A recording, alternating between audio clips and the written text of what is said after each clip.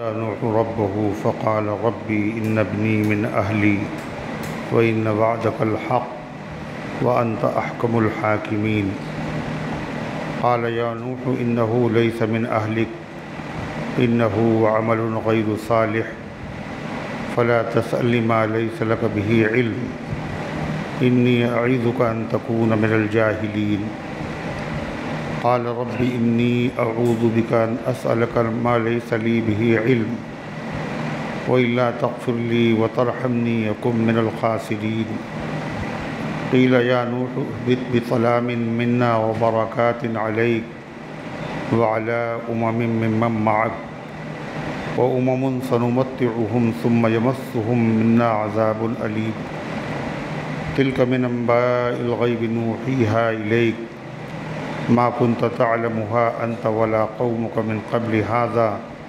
فاصبر إن العاقبة للمتقين وإلى عاد أخاهم هودا قال يا قوم اعبدوا الله ما لكم من إله غيره إن أنتم إلا مفترون يا قوم لا أسألكم عليه أجرا إن أجري إلا على الذي فطرني أفلا تعقلون ويا قوم استغفروا ربكم ثم توبوا إليه يرسل السماء عليكم مدرارا ويزدكم قوة إلى قوتكم ولا تتولوا مجرمين قالوا يا هود ما جئتنا ببينة وما نحن بتاركي آلهتنا عن قولك وما نحن لك بمؤمنين إن نقول إلا اعتراك بعض آلهتنا بسوء قال إني أشهد الله وأشهدوا أني بريء مما تشركون من دونه فكيدوني جميعا ثم لا تنذرون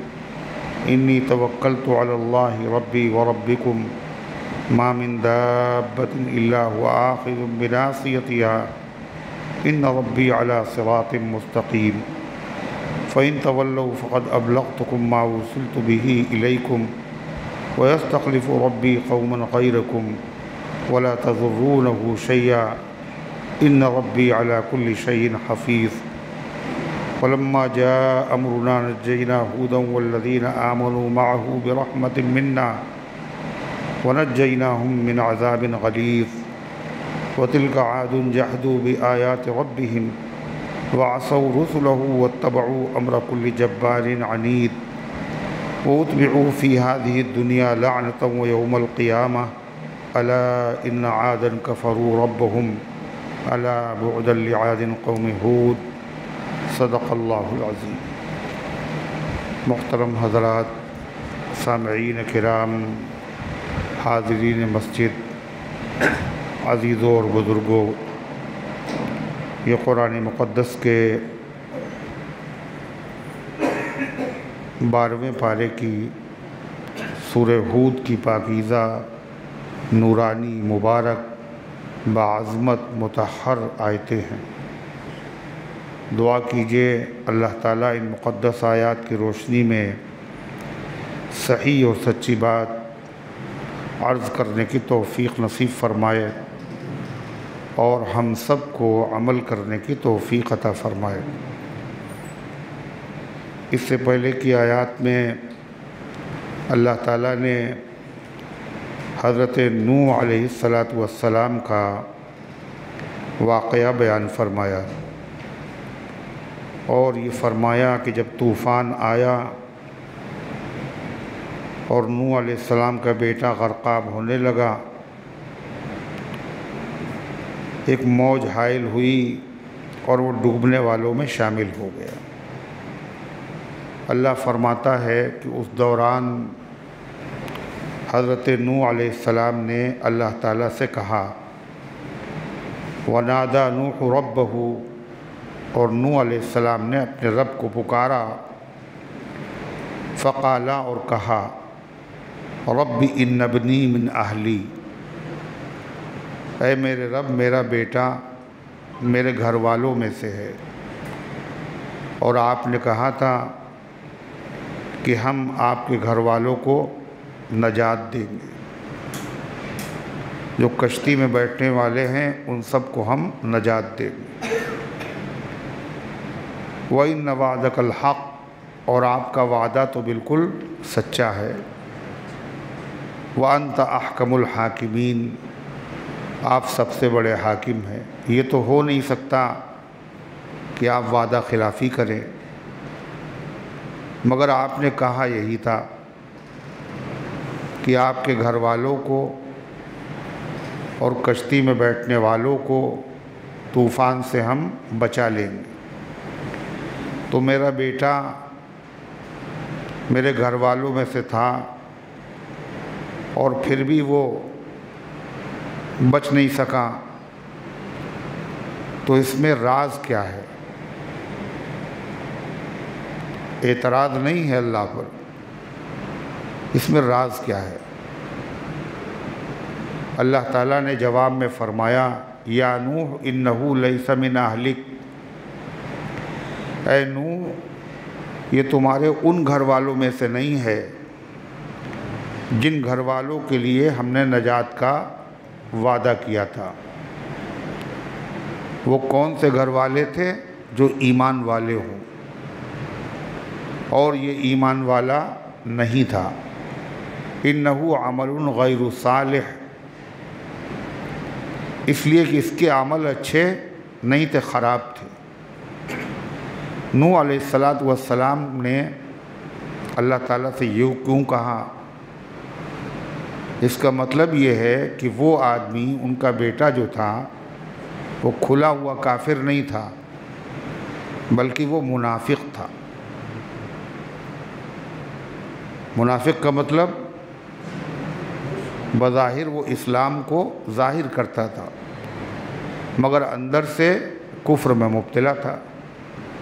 اگر وہ کافر ہوتا تو نوح علیہ السلام اس کے بارے میں اللہ سے دعا ہی نہیں کرتے، اس لیے کہ اللہ فرما چکا تھا وَلَا تُخَاطِبْنِي فِي الَّذِينَ ظَلَمُوا إِنَّهُمْ مُغْرَقُونَ، ان میں سے جو ظالم لوگ ہیں ان کے بارے میں ہم سے سفارش نہ کرنا، یہ سب ڈبو دیے جائیں گے۔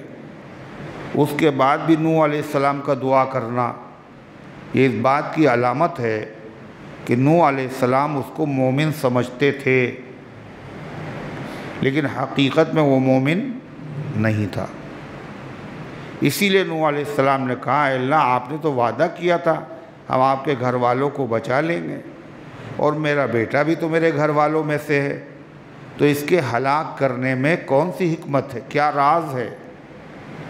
آپ وعدہ خلافی کریں، یہ تو ہو نہیں سکتا۔ تو اللہ نے جواب کیا دیا؟ نوح جو تم سمجھتے تھے وہ بات نہیں ہے، یہ تمہارے ان گھر والوں میں سے نہیں ہے جن کی نجات کا ہم نے وعدہ کیا تھا، وہ تو ایمان والے لوگوں کا وعدہ کیا تھا۔ اور یہ کیا ہے؟ اس کے عمل خراب ہیں، بظاہر اچھے دکھ رہے ہیں مگر حقیقت میں خراب ہیں۔ منافق بھی نماز پڑھتے ہیں، روزہ رکھتے ہیں، زکوٰۃ دیتے ہیں، حج کرتے ہیں، لیکن چونکہ ایمان نہیں ہوتا اس لیے ان کے اچھے عمل بھی کیا ہوتے ہیں؟ برباد و خراب ہوتے ہیں۔ فَلَا تَسْأَلْنِ مَا لَيْسَ لَكَ بِهِ عِلْمٌ، لہذا نوح مجھ سے سوال نہ کرنا ایسی چیز کے بارے میں جس کے بارے میں تمہیں علم نہیں ہے۔ تو نوح علیہ السلام کو یقین کے ساتھ پتہ نہیں تھا، یقین کے ساتھ پتہ نہیں تھا یہ کافر ہے، منافق تھا، ہو سکتا مسلمان ہو سکتا منافق ہو۔ پھر بھی اللہ تعالیٰ نے دعا کرنے سے منع کر دیا۔ جس کے بارے میں یقین نہ ہو کہ یہ صحیح ہے، اس کے بارے میں اللہ نے دعا کرنے سے منع کر دیا۔ اور اگر یقین ہو کہ یہ آدمی غلط ہے اور پھر بھی یہ دعا کروا رہا ہے، تو اس کے بارے میں دعا کرنا تو اور زیادہ برا ہوگا۔ نہیں سمجھ میں آئی بات؟ اگر پتہ نہ ہو یہ صحیح ہے یا غلط اور وہ آپ سے دعا کروائے، تو بغیر علم کے جانے ہوئے یہ صحیح یا غلط ہے دعا کرنا منع ہے۔ نوح علیہ السلام کو یقینی علم نہیں تھا ہو سکتا ہے مسلمان ہو سکتا ہے مسلمان نہ ہو، انہوں نے دعا کی، اللہ نے منع کر دیا، فَلَا تَسَلْنِ مَا لَيْسَ لَكَ بِهِ عِلْم، مجھ سے سوال نہ کرنا، مجھ سے دعا نہ کرنا اس کے بارے میں جس کے بارے میں تمہیں علم نہ ہو۔ اس سے یہ پتہ چلا اگر کسی کے بارے میں علم ہے کہ یہ غلط ہے اور پھر وہ دعا کروا رہا ہے تو اس کے لیے دعا کرنا بولو ناجائز ہے۔ پتہ یہ چلا مقدمہ چل رہا ہے اور خود پتہ ہے کہ غلط مقدمہ ہے، ہم ہی نے کیا ہے، سامنے والا صحیح ہے، ہم غلط ہیں، اور آ گئے مولانا صاحب کے پاس، حضرت دعا کر دے، مقدمہ ہے، کل پیشی ہے، وہ جان رہا ہے کہ ناجائز ہے، ہم ناجائز ہیں، پھر بھی دعا کر رہا ہے اور دعا کروا رہا ہے۔ تو دعا کرنا بھی ناجائز ہے اور دعا کرانا بھی ناجائز ہے۔ اور مولانا صاحب، امام صاحب بیچارے ایسے ہیں، انہوں نے کہا کہ دعا کے لیے انہوں نے فوراً ہاتھ اٹھا دیے۔ اللہ تعالیٰ اس کو مقدمے میں کامیابی عطا فرما۔ تو ایسے دعا کرنا کیا ہے، یہ صحیح نہیں ہے، پہلے معلوم ہو یہ صحیح ہے۔ اب ظالم ہے، الیکشن میں کھڑا ہوا ہے اور اس کے بعد وہ آ گیا، دعا کرانے سر پہ ہاتھ رکھ دیجئے اور دعا کر دیجئے اللہ ہمیں کامیاب کر دے۔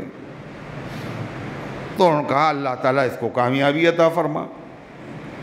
ابھی جو حالیہ الیکشن ہوا اسی میں کتنے لوگوں نے دعا کی کہ ہمارے جو وزیر اعظم ہیں اے اللہ ان کو کامیابی عطا فرما، اور باقاعدہ یوٹیوب کے اوپر وائرل ہوا ان کی تصویریں جو دعا کر رہے ہیں۔ اور ایک صاحب نے تو کہا مجھے بشارت ہوئی ہے، میں نے خواب دیکھا ہے کہ یہی ہوگا۔ دیکھ لیجئے آپ،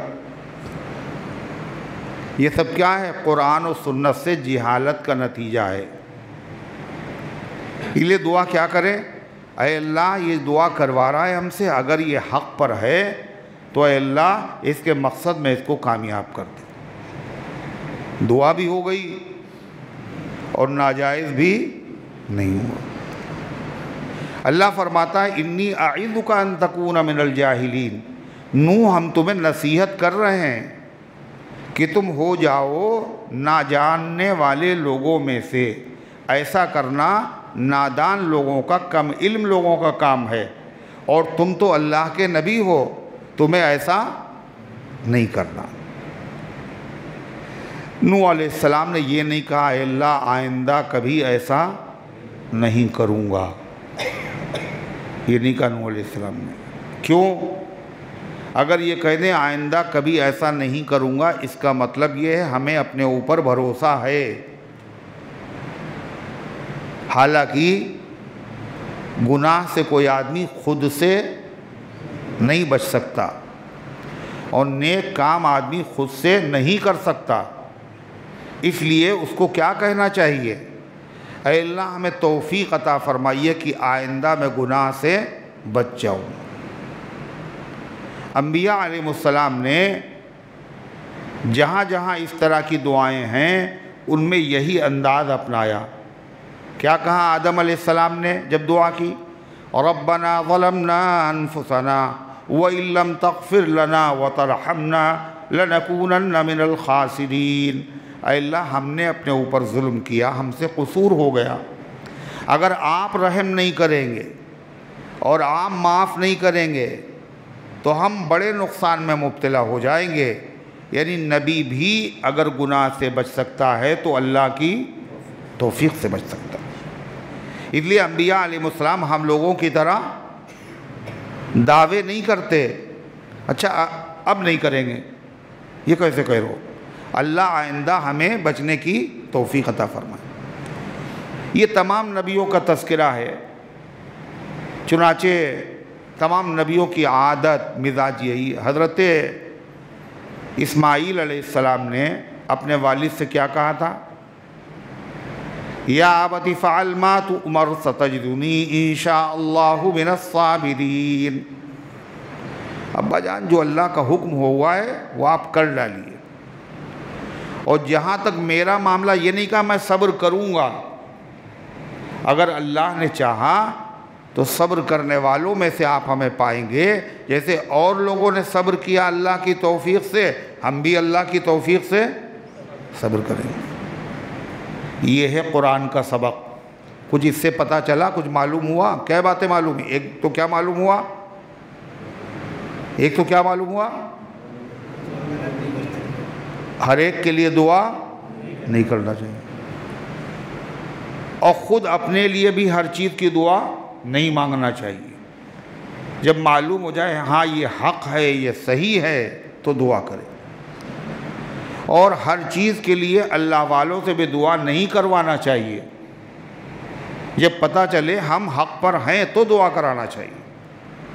تیسرے کیا پتہ چلا؟ دعویٰ نہیں کرنا چاہیے کہ آئندہ نہیں کریں گے، بلکہ کہنا چاہیے اللہ نے اگر توفیق دی تو انشاءاللہ اب ایسا نہیں ہوگا۔ اللہ تعالیٰ فرماتا ہے پھر نوح علیہ السلام سے اللہ نے کیا کہا؟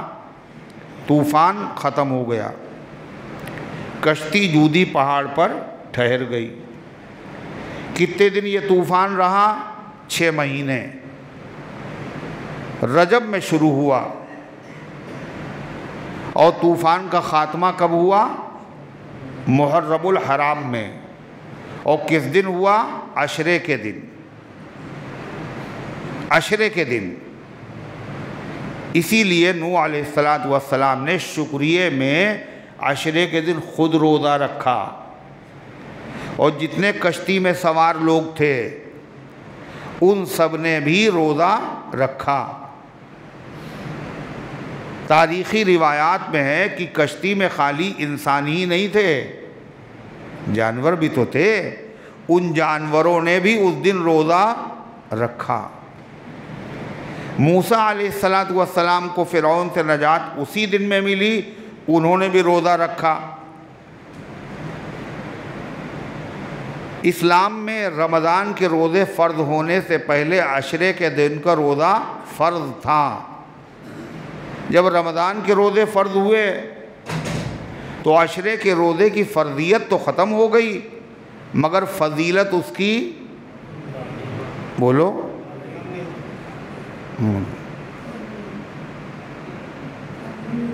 اب نہیں ہے۔ سبحان اللہ، سبحان اللہ۔ فرض نہیں رہا، مگر فضیلت اور ثواب اس کا اب بھی باقی ہے۔ حدیث میں آتا ہے رمضان کے بعد سب سے افضل روزہ کون ہے؟ شہر اللہ المحرم، اللہ کے مہینے محرم کا روزہ، عشرے کا روزہ۔ نبی کریم علیہ السلام نے رکھا، صحابہ نے رکھا، آج بھی اللہ والے لوگ رکھتے ہیں، مگر جن کو اللہ تعالیٰ نے اندھا کر دیا ہے حق کی دشمنی میں، ان کے وہاں روزہ نہیں ہوتا ہے، سارے کام کریں گے وہ۔ حضرت حسین بھی روزہ رکھتے تھے عشرے کے دن، فاطمہ زہرا بھی رکھتی تھی۔ جب تمام اللہ والے رکھتے تھے، صحابہ رکھتے تھے تو وہ بھی رکھتے تھے، ارے نہیں، مگر ان کا نام لینے والے، ان کی نام کی قسمیں کھانے والے اس دن روزہ نہیں رکھتے، اور کہتے کیا ہیں؟ اس دن یزید کی ماں نے روزہ رکھا تھا، اس لیے ہم نہیں رکھیں گے۔ حدیث سے کیا پتہ چلا؟ نوح علیہ السلام نے روزہ رکھا، تمام کشتی والوں نے روزہ رکھا، موسیٰ علیہ السلام نے روزہ رکھا۔ یہ روزہ کسی زمانے میں فرض تھا، یہ روزہ نبی کریم علیہ السلام اور صحابہ نے رکھا، مگر ان کے وہاں وہ کچھ کھائیں گے نہیں، کہتے فاقہ کریں گے، اور عصر کے وقت کھائیں گے، فاقہ توڑیں گے، مگر روزہ نہیں۔ فاقہ بھی کہیں عبادت ہے، فاقہ بھی کہیں عبادت ہے؟ بلا وجہ اپنے آپ کو بھوک ہڑتال، اسلام میں تو نہیں ہے یہ چیز۔ تو اللہ تعالیٰ نے ارشاد فرمایا قیل یا نوح بسلام منا، کہا گیا اللہ کی طرف سے، فرشتے نے کہا اے نوح اتر جاؤ. کہاں سے؟ کشتی سے، زمین پہ اترو. بسلام منا، ہماری طرف سے سلامتی، و برکاتن، اور برکتوں کو لے کر، ہماری طرف سے سلامتی اور برکتوں کے ساتھ. یہ سلامتی اور برکتیں کس کو نصیب ہوں گی؟ علیک وعلی امم ممن معک، یہ برکتیں ان پر بھی ہوں گی، آپ پر بھی ہوں گی، اور ان پر بھی ہوں گے جو آپ کے ساتھ میں ہیں. ان کے ساتھ میں کون لوگ تھے؟ نوح علیہ السلام کے ساتھ میں کون لوگ تھے؟ کون لوگ تھے؟ ارے بولو گے نہیں بولو گے؟ کشتی میں نوح علیہ السلام کے ساتھ کون لوگ تھے؟ انہوں نے بھی روزہ رکھا ہے کہ بولیں گے نہیں. ارے کون لوگ تھے؟ پھر اللہ کہہ رہا ہے نوح یہ برکتیں اور سلامتی تمہارے اوپر بھی نازل ہوگی اور ان تمام لوگوں پر نازل ہوگی جو تمہارے ساتھ کشتی میں تھے، اور جو تم ان کشتی والوں سے، ایمان والوں سے قیامت تک جو ایمان والے پیدا ہوں گے، ان سب پر اللہ کی سلامتی اور برکتیں نازل ہوں گی. یعنی گویا کہ نوح علیہ السلام، اس میں صرف نوح علیہ السلام اور ان کی قوم کے لوگ شامل نہیں ہیں، بلکہ تمام ایمان والے شامل ہیں. اور ظاہر ہے نوح علیہ السلام کے بعد دنیا تو ختم ہو گئی، پہلے جتنے لوگ تھے مر گئے. اب جو نسل چلی وہ نوح علیہ السلام ہی سے چلی، تو ان میں جو ایمان والے تھے یا ہیں یا ہوں گے وہ سب اللہ کی رحمت کے اور برکت کے مستحق ہیں. لیکن جو باقی بچے انسان، ان انسانوں میں سب تو ایمان والے نہیں ہوں گے. ارے ہوئے ایمان والے، جو بچے تھے وہ سب ایمان والے تھے، انہی سے نسل چلی، مگر دنیا میں اب سب ایمان والے نہیں ہیں. تو یہ جو دعا ہے، اس دعا کا فائدہ کس کو؟ ایمان والوں کو ملا، ایمان والوں کو مل رہا ہے، ایمان والوں کو ملے گا. اور جو کفر میں مبتلا ہو گئے ان کے لیے کیا مسئلہ ہے؟ ان کے لیے کیا ہے؟ آگے بیان کیا کیا؟ وَأُمَمٌ سَنُمَتِّعُهُمْ ثُمَّ يَمَسُّهُمْ مِنَّا عَذَابٌ أَلِيمٌ، اور کچھ امتیں ایسی ہوں گی جن کو ہم فائدہ تو پہنچائیں گے دنیا میں، جو ایمان والوں کو وہ ان کو بھی. ظاہری فائدوں میں سب شریک، مسلمان کے ساتھ کافی شریک، ہوا میں فائدہ، فضا میں فائدہ، پانی میں فائدہ، اور دنیا کی تمام ظاہری نعمتوں میں وہ لوگ شریک رہیں گے. ثم یمسہم منا عذاب علیم، پھر پہنچے گا ان کو ہماری طرف سے دردناک عذاب. کب؟ دنیا کے فائدوں میں تو وہ شریک رہیں گے، مگر آخرت کے فائدوں میں ان کا کوئی حصہ نہیں.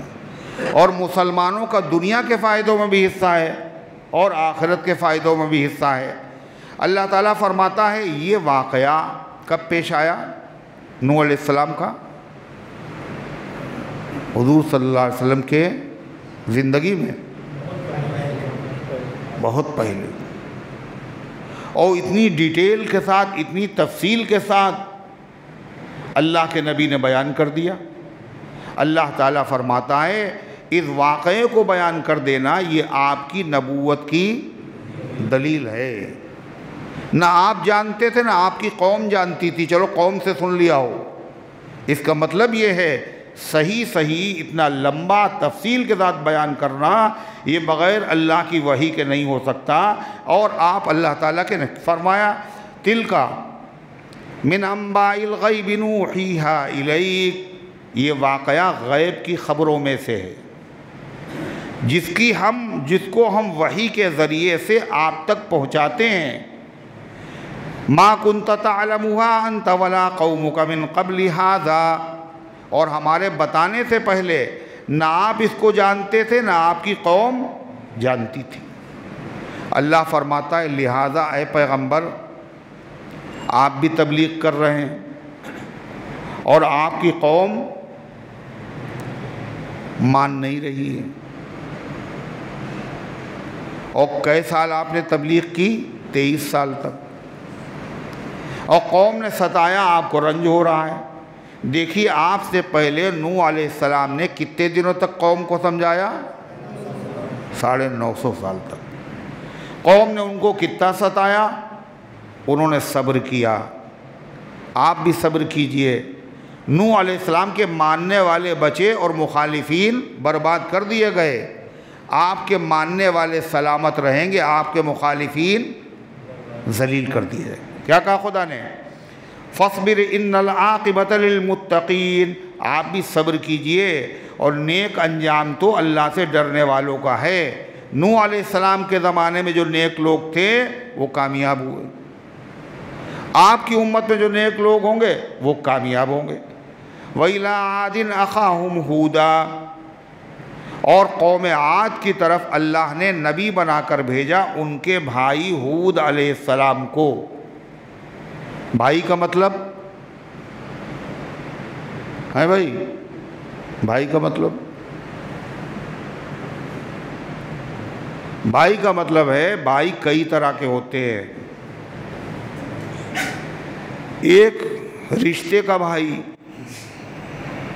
سگا بھائی، سوتیلا بھائی، باپ شریک بھائی، ماں شریک بھائی. ایک قومی بھائی، برادری کا بھائی، ایک وطن کا بھائی. تو حضرت ہود علیہ السلام جو پیغمبر بن کر کے آئے، قوم عاد کی طرف آئے، ان کے بھائی تھے. کیسے بھائی تھے؟ برادری کے بھائی، ان کے قومی بھائی تھے. اللہ نے انہی میں سے حضرت ہود علیہ السلام کو نبی بنا کر بھیج دیا. تو حضرت ہود علیہ السلام نے اپنی قوم کو دعوت دی. دعوت والا کام آج نبی کی امت کر رہی ہے، مگر یہ دعوت والا کام سب سے پہلے کس نے کیا تھا؟ نبیوں نے کیا ہے. نوح علیہ السلام کی دعوت کا ذکر آ گیا، اب ہود علیہ السلام کی دعوت کا ذکر ہے. تو دعوت کا کام جن لوگوں نے قرآن میں بتایا ہے، دعوت کا کام کیسے کیا، کس نے کیا، اسی طریقے پر اگر دعوت دی جائے گی تو فائدہ ہوگا. اگر اس طریقے کو چھوڑ دیا جائے گا تو پھر فائدہ نہیں ہوگا. کل ان سے مصافحہ کر لیجئے،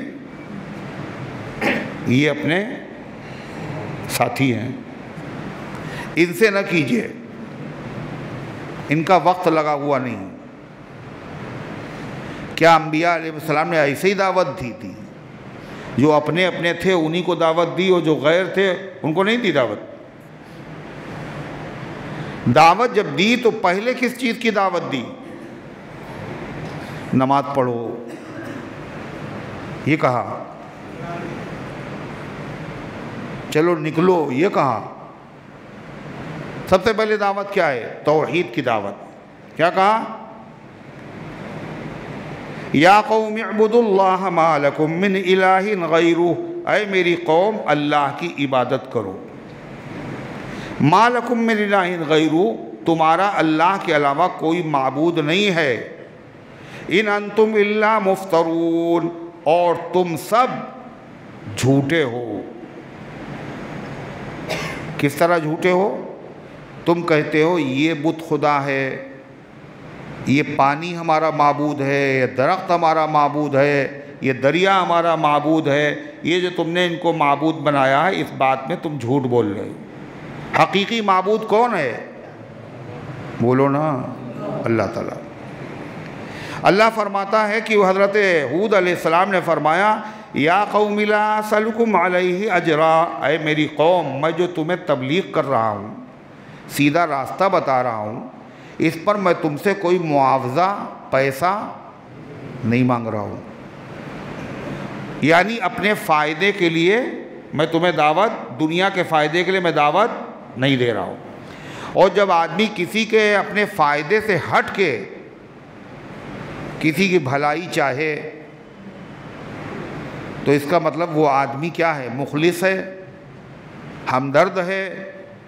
ارے ہے یا نہیں؟ وہ دشمن نہیں ہو سکتا، اس کا کوئی فائدہ نہیں. اور پھر بھی تمہیں دعوت دے رہا ہے، وہ اذیتیں برداشت کر رہا ہے۔ لہذا اپنے دوست اور دشمن کو پہچانو۔ کیا کہا؟ اے میری قوم، میں تم پر اس سے معاوضہ نہیں مانگ رہا ہوں۔ ان اجری الا علی الذی فطرنی، میرا معاوضہ تو اس اللہ کے ذمے ہے جس نے مجھے پیدا کیا۔ ہم تم سے مانگ کے کیا کریں گے؟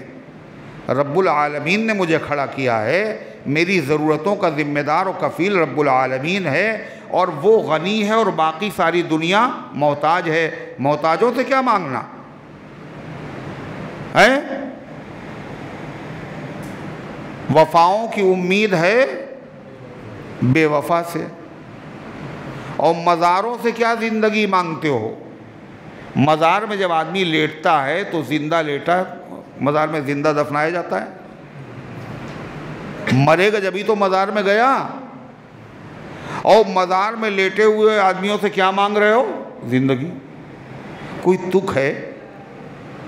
تو اسی کو فرمایا، کیا فرمایا؟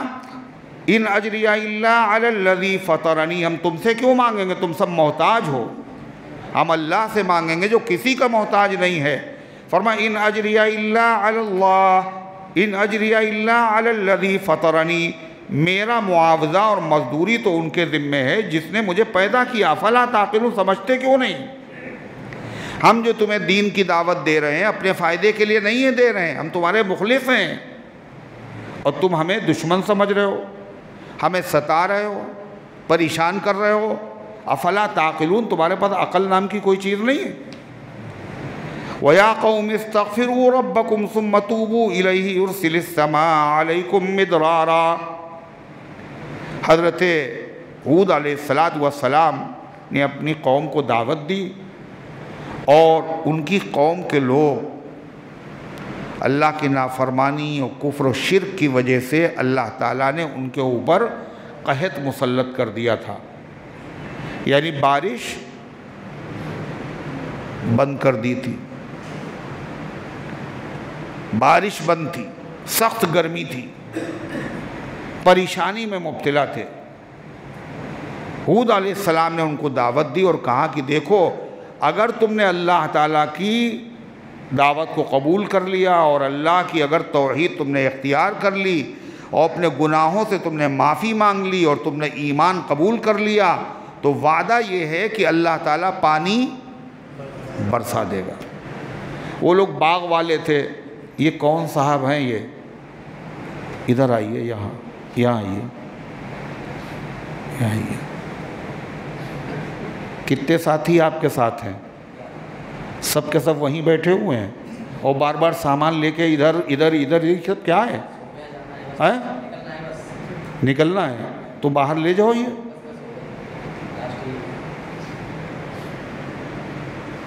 مستقل یہی ایک اٹھ رہا ہے، ایک جا رہا ہے، ایک آ رہا ہے، ایک جا رہا ہے، ایک آ رہا ہے، ایک جا رہا ہے۔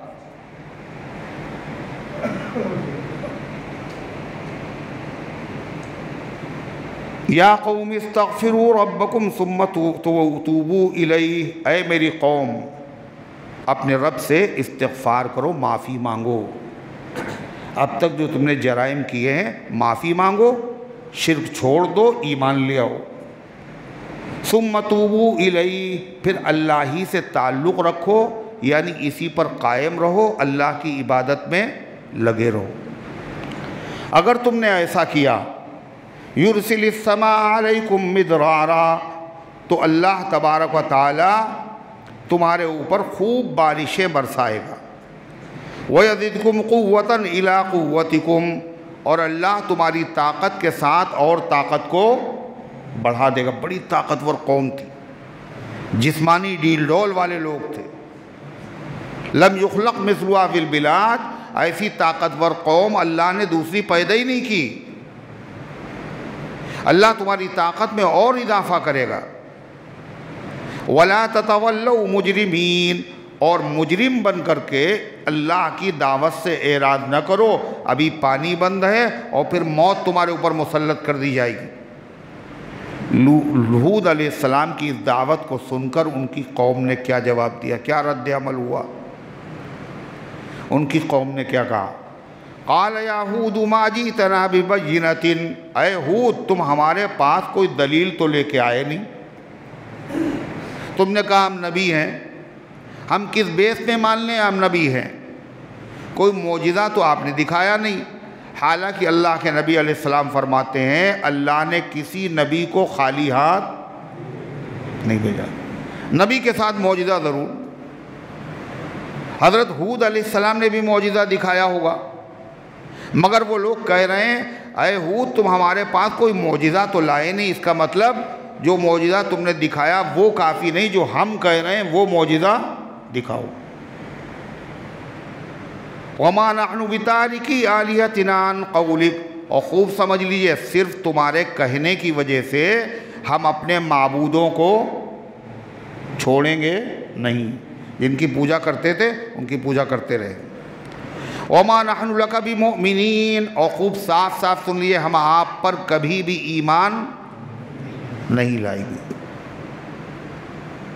صاف صاف کہہ دیا، صرف یہی نہیں کہا بلکہ یہ کہا کہ ہود تم وہ بات کہتے ہو جو دنیا میں کوئی نہیں کہتا۔ کیا کہتے ہو تم؟ کہ اللہ ایک ہے، کہتے ہو ہم نبی ہیں، انسان ہو کہتے ہو نبی ہیں، اور کہتے ہو مرنے کے بعد زندگی ہے، کوئی عقل میں آنے والی بات ہے؟ یہ جو تم بہکی بہکی باتیں کر رہے ہو معاذ اللہ، ہمیں تو ایسا لگتا ہے تم نے ہمارے معبودوں کو جو برا بھلا کہا ہے انہی میں سے کسی معبود نے تمہارے دماغ کو مختل کر دیا معاذ اللہ۔ نہیں سمجھ میں آئی بات؟ ساری دنیا سے ہٹ کر جو تم باتیں کر رہے ہو یہ بہکی بہکی باتیں ہیں، تمہارا دماغ اپنی جگہ پر کام نہیں کر رہا ہے، اور ہو نہ ہو یہ ہمارے معبودوں کو برا کہنے کا نتیجہ ہے۔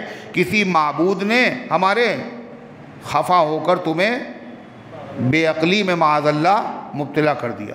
سنیے کیا کہا،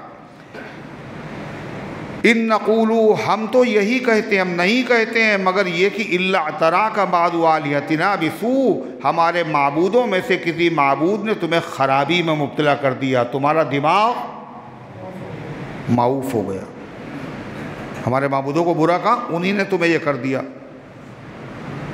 حضرت ہود علیہ السلام نے اس کے جواب میں کیا کہا وہ سنیے۔ اس سورت کا نام سورہ ہود ہے۔ ایک طرف پوری قوم، ایک طرف حضرت ہود علیہ السلام، کیا جواب دیا حضرت ہود علیہ السلام نے؟ اللہ، ہود علیہ السلام نے کہا تم کہتے ہو میرے معبودوں نے، ان کو میں نے برا کہا، ان کی میں نے کمزوری، بیچارگی، عاجزی، بے بسی بیان کی، اس لیے ہمارے معبودوں نے خفا ہو کے تمہیں بے عقل بنا دیا، تم یہ کہتے ہو۔ سنو، انی اشہد اللہ واشہدوا انی بریء مما تشرکون، میں گواہ بناتا ہوں اللہ کو اور تم کو بھی گواہ بناتا ہوں، جن جن کی تم پوجا کرتے ہو اللہ تعالیٰ کے ساتھ شریک کرتے ہو، میں ان سب سے بیزار ہوں، میرا ان سے کوئی رشتہ اور تعلق نہیں ہے۔ اتنی بات نہیں، فَكِيدُونِي جَمِيعًا، تم اور تمہارے سارے معبود مل کر کے مجھے جتنا نقصان پہنچانا چاہتے ہو تو پہنچا کے دکھاؤ۔ تمہارے معبود تو بالکل، تم تو بڑے طاقتور ہو، ارے تھے طاقتور نہیں، جس سے خفا ہو جاتا تھا ایک آدمی تو پوری چٹان اٹھا لیتا تھا، تم اور خالی تم نہیں، جن جن کی تم پوجا کرتے ہو ان کو بھی ملا لو، اور میں ان کو برا کہتا ہوں، میں ان کو مانتا نہیں ہوں، تم مجھے نقصان پہنچا کے دکھاؤ، میرا بال بیکا کر کے دکھاؤ۔ فرمایا ثم لا تنظرون، اور مجھے مہلت بھی نہ دو، ہم تیاری کریں تم سے مقابلہ کرنے کی، انتظام کریں تمہارے گناہوں سے، تمہارے نقصان سے بچنے کے لیے، مجھے مہلت بھی نہ دو، سب لوگ مل کے حملہ آور ہو، پھر بھی میرا ذرہ برابر تم نقصان نہیں پہنچا سکتے۔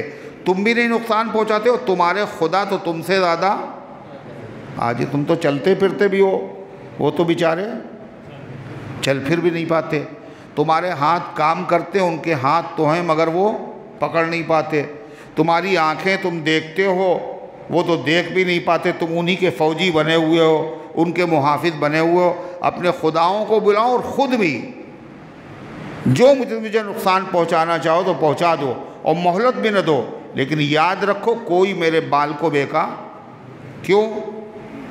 انی توکلت علی اللہ ربی وربکم، میں نے بھروسہ کر لیا ہے اللہ پر جو میرا بھی رب ہے اور حقیقت میں ہے تمہارا بھی رب، اگرچہ تم اس کو اپنا رب کیا زبیر، اگرچہ تم اس کو اپنا رب، ارے واہ، تمہارا بھی رب ہے، میرا رب تو ہے، تمہارا بھی رب ہے، اگرچہ تم اسے رب نہیں مانتے۔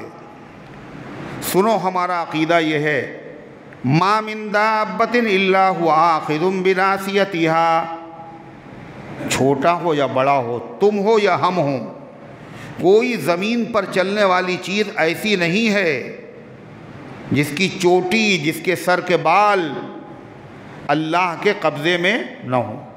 جب مجرم کے سر کے بال پکڑ لیے جاتے ہیں تو چاہے ادھر لے جاؤ چاہے ادھر لے جاؤ۔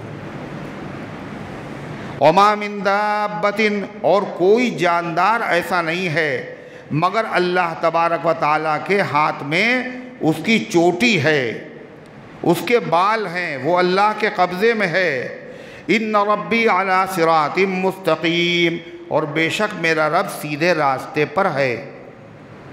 اللہ سیدھے راستے پر ہے، اس کا مطلب یعنی میرا رب جو ہے وہ سیدھے راستے پر چلنے ہی سے ملے گا، اور سیدھا راستہ وہ ہے جو اس نے مجھے بھیج کر کہا ہے اس راستے پر چلو، تو اگر چلو گے تو رب کی رضا تمہیں ملے گی۔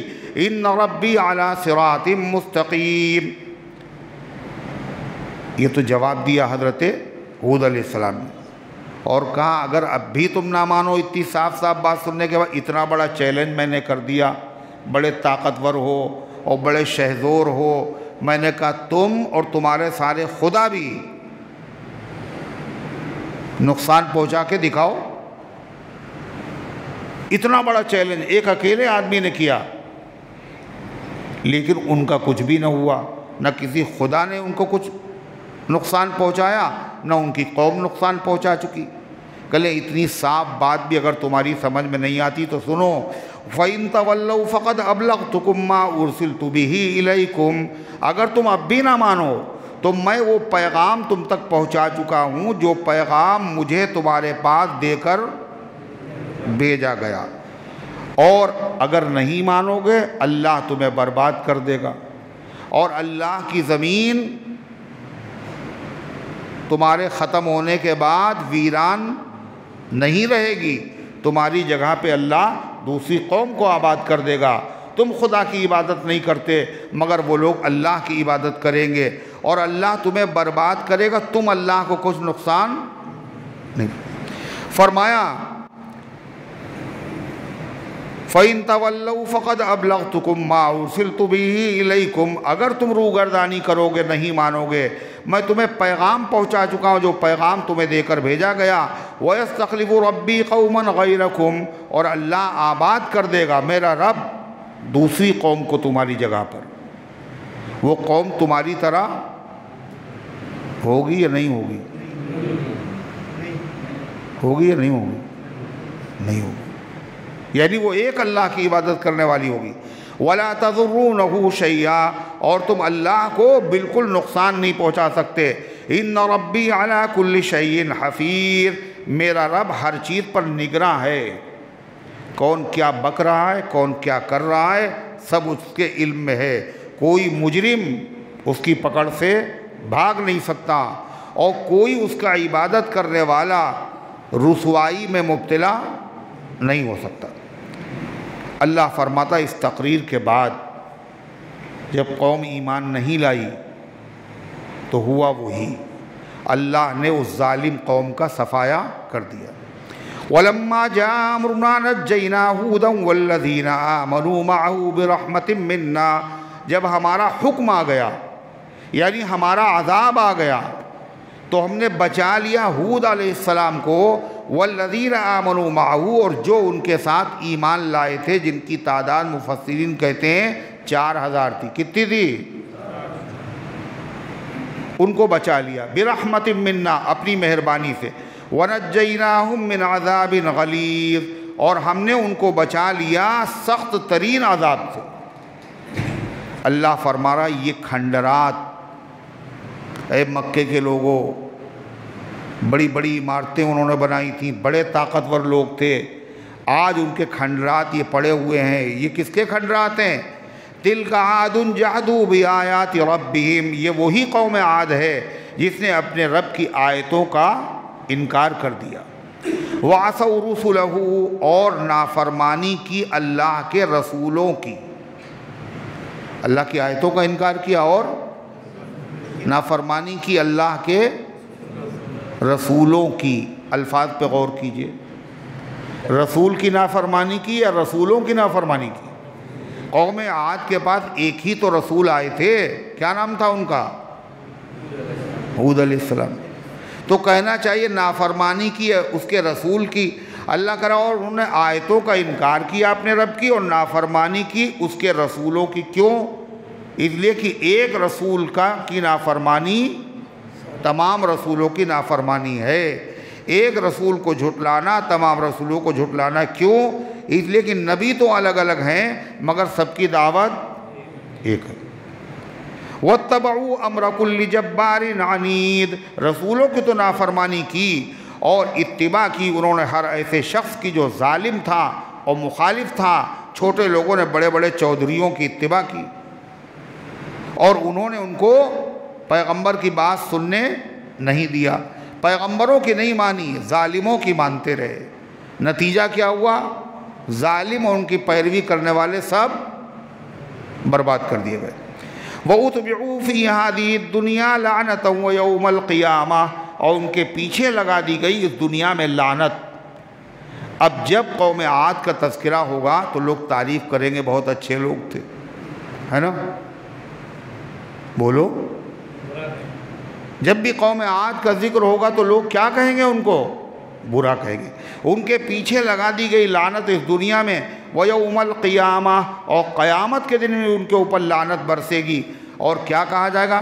أَلَا إِنَّ عَادًا كَفَرُوا رَبَّهُمْ، خوب اچھی طریقے سے سن لو، قوم عاد نے اپنے رب کی ناشکری کی۔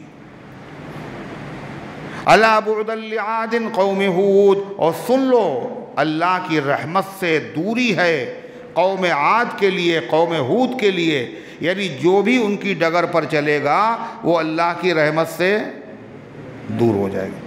وَإِلَىٰ ثَمُودَ أَخَاهُمْ صَالِحًا، اور ہم نے قوم سمود کی طرف بھیجا نبی بنا کر ان کے بھائی حضرت صالح علیہ السلام کو۔ بھائی سے مراد قومی بھائی، وطنی بھائی، برادری کے بھائی۔ وہاں کون آیا تھا قوم عاد کے پاس؟ ہود علیہ السلام۔ قوم سمود کی رہنمائی کے لیے کون پیغمبر آئے؟ حضرت صالح علیہ السلام۔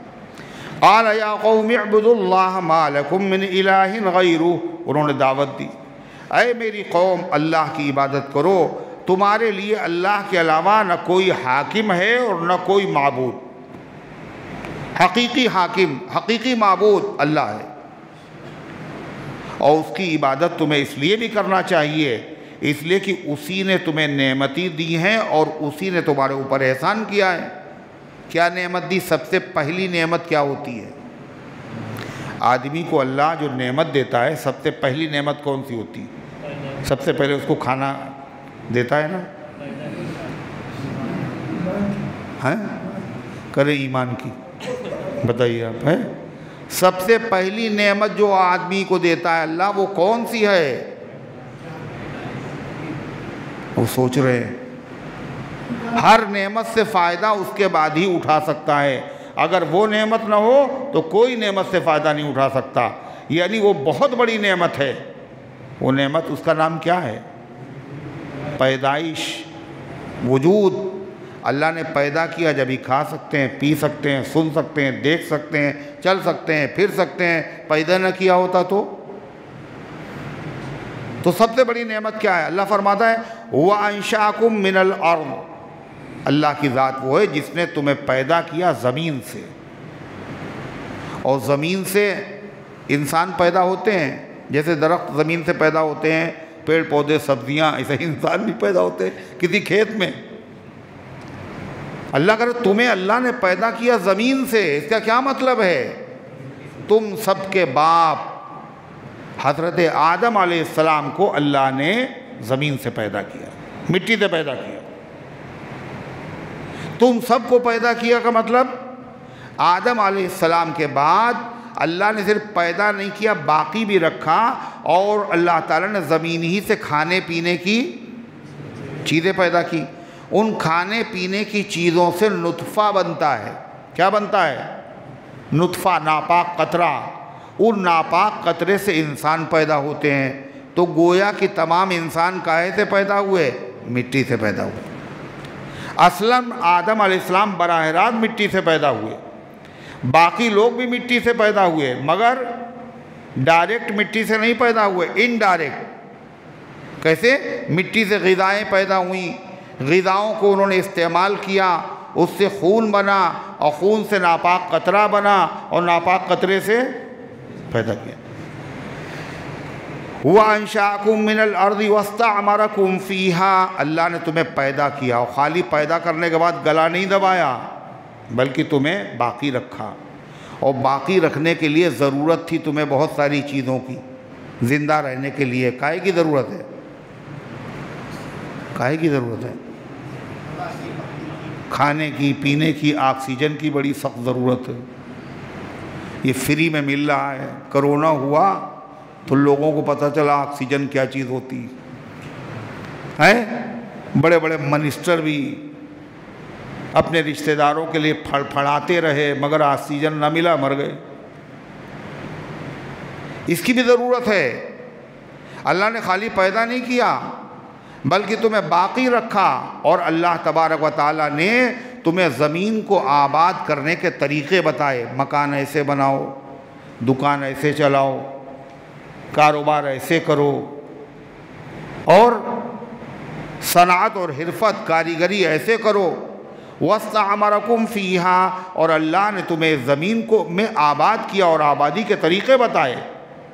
جب اللہ ہی نے پیدا کیا، اللہ ہی نے سب کچھ دیا ہے، تو پھر عبادت بھی اسی کی ہونا چاہیے۔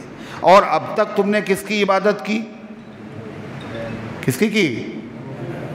ارے بولو، بتوں کی عبادت کی، تو اللہ ناراض ہے تم سے۔ اللہ کو مناؤ۔ کیسے منائیں؟ کہا اللہ سے معافی مانگ لو اور ایمان لے آؤ۔ فرما فاستغفروہ، اللہ سے معافی مانگو، ثم توبوا الیہ، اور پھر اسی کی طرف متوجہ رہو، یعنی خالی ایمان نہ لاؤ بلکہ ایمان کے تقاضوں پر زندگی بھر عمل کرتے رہو۔ ان ربی قریب مجیب، بے شک میرا رب قریب بھی ہے اور دعاؤں کو قبول کرنے والا بھی ہے۔ یہ ویسے ہی آیت ہے، کون سی؟ کہاں اللہ اور کہاں بندہ؟ ہماری اللہ کہاں سنے گا؟ اللہ بہت دور ہے۔ اللہ کیا کرا؟ ان ربی قریب مجیب، نظر نہیں آتا مگر جتنا قریب اللہ اتنا قریب کوئی بھی نہیں۔ وَإِذَا سَأَلَكَ عِبَادِي عَنِّي فَإِنِّي قَرِيب، جب میرے بندے میرے بارے میں پوچھیں میرا رب دور ہے یا نزدیک ہے، اگر قریب ہو تو ہم دھیرے دھیرے دعا کریں، اور اگر دور ہو تو ہم خوب زور زور سے آمین کہیں۔ آمین بالجر، آمین ہے، آمین بھی تو دعا ہے۔ قریب ہے تو دھیرے سے دعا کریں، اور دور ہو تو بہت چیخ کے پکارے۔ اللہ کا جب میرے بندے میرے بارے میں پوچھے تو ان کو بتانا فَإِنِّي قریب، میں بہت قریب ہوں۔ اور قریب آدمی سے جب بات کی جاتی تو بہت چیخ کے بات کی جاتی، چلا کے ہے۔ وہ کہے بھائی بہرے نہیں ہیں، ذرا آواز سلو کرو۔ آپ نے فرمایا صحابہ سے جب ان کی آواز بلند ہوئی، تم کسی بہرے کو نہیں پکار رہے ہو، بہرے کے آگے زور سے بولنا پڑتا ہے۔ اِنَّهُ عَلِيمٌ بِذَاتِ الصُّدُورِ، وہ تو سینے کی دھڑکنوں سے واقف ہے۔ ان ربی قریب مجیب، میرا رب قریب بھی ہے اور میرا رب دعاؤں کو قبول کرنے والا بھی ہے۔ دعا تو ہم بہت دنوں سے مانگ رہے ہیں، ہماری دعا تو قبول نہیں ہوئی، 40 سال ہو گئے۔ کہا دعا کی قبولیت کا مطلب نہیں سمجھے تم، تم نے دعا کی قبولیت کا کیا مطلب سمجھا؟ جو مانگا ہے وہی ملے، اور دیر میں نہیں، ابھی ملے، یہ تو کوئی بات نہیں ہوئی۔ دعا کے معنی پکارنا، تم نے اللہ کو پکارا یا ربی، اللہ نے کہہ دیا لبیک یا عبدی، میں حاضر ہوں اے میرے بندے، پکارا، جواب تو مل گیا۔ اب تم یہ سمجھ رہو نہیں، جو ہم نے مانگا ہے وہی ملے، اور دیر میں نہیں، ابھی ملے، تو یہ تو اس کی شان رحمت کے خلاف ہے۔ جو تم مانگ رہے ہو وہ چیز تمہارے مناسب ہے نہیں، تمہیں تو پتہ نہیں۔ یہ بچہ اپنی ماں سے کیا مانگ رہا ہے؟ آگ۔ بچہ آگ مانگ رہا، سمجھ رہا یہ شعلے ہیں، چمک رہے ہیں، یہ ماں دے دے، اور ماں نہیں دے رہی ہے، تو ماں کا بچے کو انگارے نہ دینا یہ اس پر ظلم ہے یا محبت ہے؟ اس سے محبت کی وجہ سے۔ یہ بیچارہ ناسمجھ ہے، ہاتھ میں رکھیں گے ابھی اس کے ہاتھ جل جائیں گے، اور اگر ہم نے دے دیا تو دنیا کیا کہے گی؟ ارے یہ تو بچہ تھا، تم تو بچی نہیں تھی، یہ تم نے کیا کیا؟ ماں کے مقابلے، بچے کے مقابلے ماں کی عقل زیادہ ہے، اور اللہ کی عقل تو بندوں کے مقابلے میں اس کا کوئی نسبت، کوئی تعلق ہی نہیں ہے۔ ہم جس کو اچھا سمجھ رہے ہیں وہ اچھی نہیں ہے، اگر وہ کبھی اچھی نہیں ہے تو اللہ کبھی نہیں دے گا۔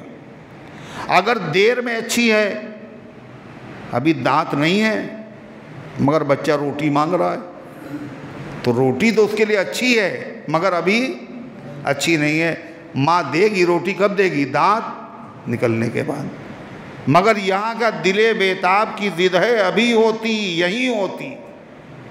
لوگ سمجھتے ہیں دعا مانگ رہے ہیں، دعا قبول نہیں ہو رہی۔ اللہ کہا ان ربی قریب مجیب۔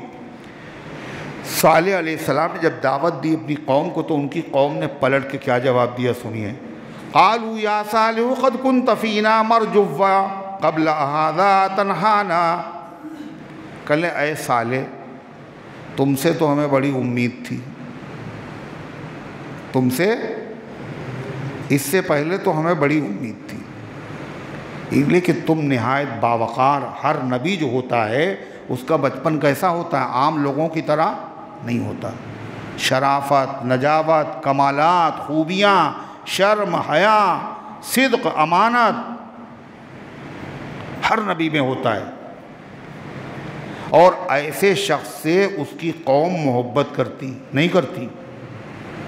اللہ کے نبی کو آپ کی قوم کیا کہتی تھی؟ صادق اور امین۔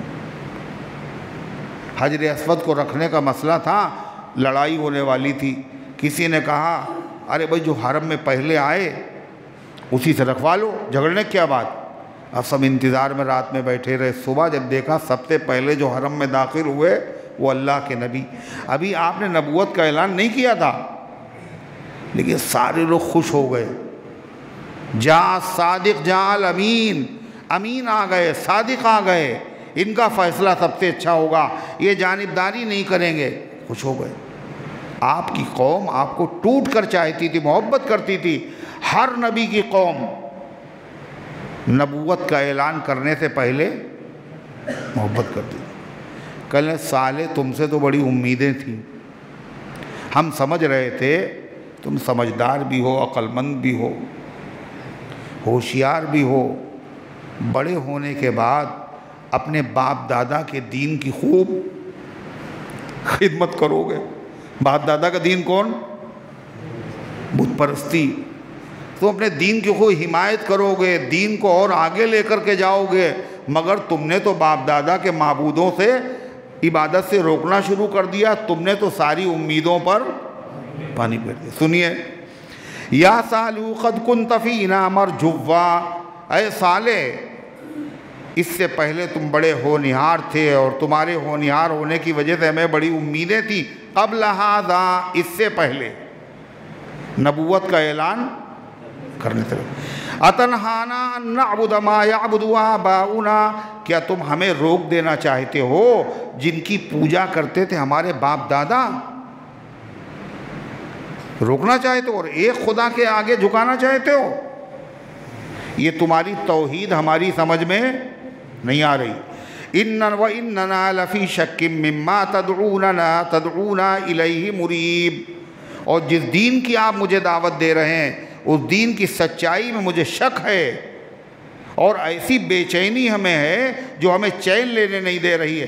حضرت صالح علیہ السلام نے کہا